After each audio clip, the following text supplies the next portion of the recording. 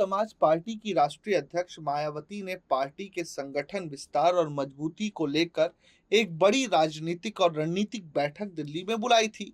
ये बैठक दिल्ली में आयोजित की गई थी, जिसमें खास तौर से पश्चिम भारत के महाराष्ट्र, गुजरात तथा दक्षिण भारत के कर्नाटक, तमिलनाडु और केरल राज्यों में संगठन को मजबूत करने पर गहन समीक्षा की गई।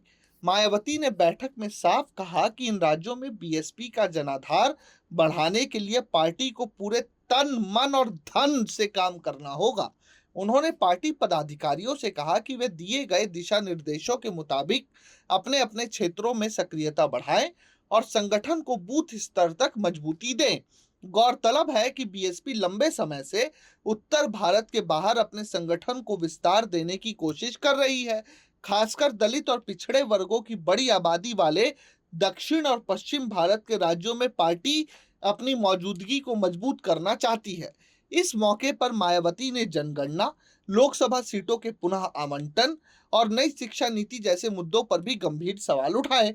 उन्होंने कहा कि जनगणना के आधार पर संसदीय सीटों का पुनः वितरण और शिक्षा नीति में भाषा थोपने को लेकर केंद्र और राज्यों के बीच जो खींचतान चल रही है, उसका सीधा असर देश की एकता और आम लोगों के हितों पर पड़ रहा है।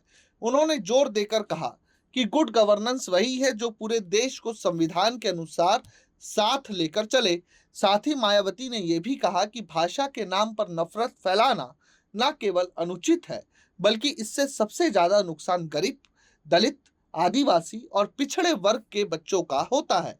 मायावती ने सवाल किया कि जब सरकारी स्कूलों में पढ़ने वाले बच्चे अंग्रेजी का सही ज्ञान नहीं हासिल कर पाएंगे, तो वे आईटी और अन्य तकनीकी क्षेत्रों में कैसे आगे बढ़ पाएंगे। उन्होंने सरकार से आग्रह किया कि वह शिक्षा नीति बनाते समय सामाजिक संतुलन और भविष्य की जरूरतों को गंभीरता से ध्यान रखे। ये बयान ऐसे समय में आया है जब देश में नई शिक्षा नीति को लेकर बहस तेज हो गई और कई राज्य इसमें भाषा थोपने का आरोप लगा रहे हैं। बीएसपी का यह रुख एक बार फिर उनके सामाजिक न्याय और समावेशी विकास की राजनीति को सामने रखता है। लेकिन अब देखना यह है कि क्या मायावती उत्तर से निकलकर दक्षिण में अपना विस्तार सफलतापूर्वक कर पाएंगी या उन्हें और इंतजार करना पड़ेगा। Bureau report, प्रजाहित।